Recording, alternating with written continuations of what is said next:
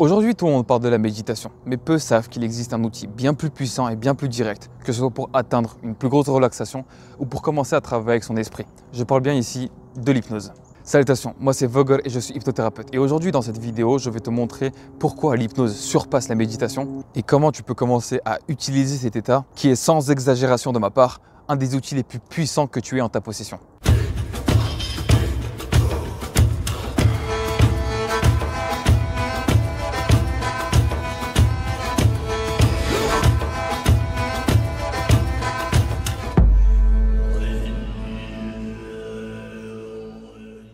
Pour commencer, voyons ce que c'est la méditation. La méditation, c'est l'art d'observer ses pensées, sans chercher à les contrôler. C'est un entraînement à laisser passer l'activité mentale pour cultiver le calme intérieur. Méditer, c'est comme se tenir immobile sous la pluie fine dans la forêt. Tu sens chaque goutte tomber sur toi. Tu entends chaque bruit autour de toi. Mais tu n'essaies pas de t'abriter ni de courir. Tu acceptes simplement tout ce qui est là, sans résistance. En gros, la méditation t'apprend et t'entraîne de ne pas être esclave de chaque émotion et de chaque pensée. Avec la pratique, tu commences à développer au fur et à mesure un calme intérieur solide. Tu deviens capable de rester centré même quand la tempête arrive. Et maintenant, voyons qu'est-ce que c'est l'hypnose. L'hypnose, c'est l'art de plonger volontairement dans un état modifié de conscience pour entrer en contact direct avec son subconscient. C'est une pratique où tu utilises ta conscience comme une torche pour éclairer les zones cachées de ton esprit. Pratiquer l'hypnose, c'est comme s'enfoncer profondément dans la forêt, là où la lumière se fait rare. À chaque pas, tu avances dans l'obscurité intérieure. Mais au lieu de subir cette obscurité, tu portes avec toi une lumière.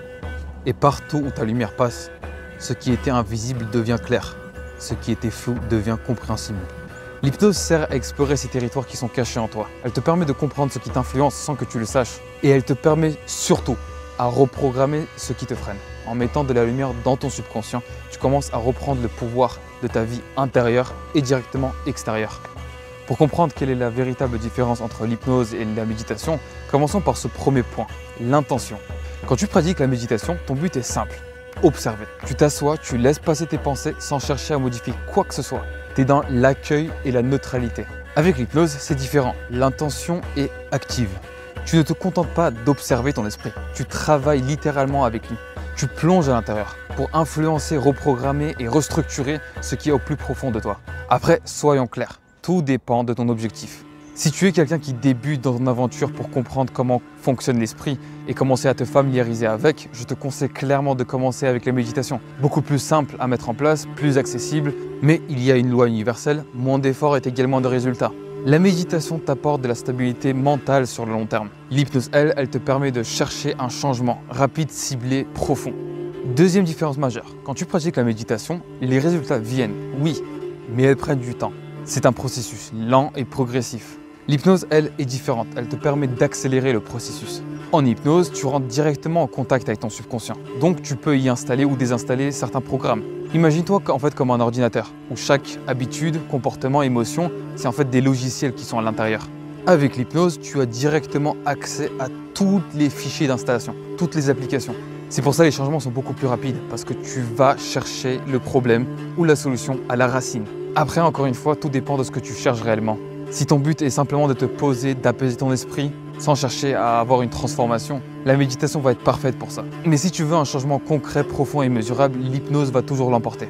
Troisième et dernière différence essentielle, l'accès au subconscient. En méditation, tu apprends à calmer ton esprit conscient.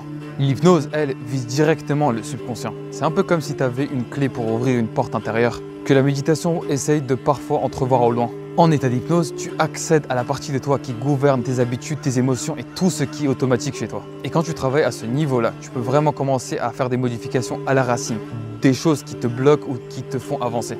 D'ailleurs, si depuis tout à l'heure tu m'entends parler d'hypnose mais que tu n'as jamais encore expérimenté cet état, t'inquiète pas, aucun problème. Dans le lien dans la description, tu trouveras les clés du Jarl. C'est quelque chose que je t'offre complètement gratuitement. À l'intérieur, tu trouveras un test qui va te permettre d'évaluer si tu es réceptif à l'hypnose ou non, utilisé par les hypnothérapeutes, une sélection de livres que je te recommande fortement de lire. Mais le plus important, un audio d'induction à l'hypnose qui va te permettre de rentrer dans l'état de hypnose quand tu veux et où tu veux. Donc pour résumer la vidéo, la méditation c'est quelque chose d'exceptionnel et je te recommande très fortement de méditer.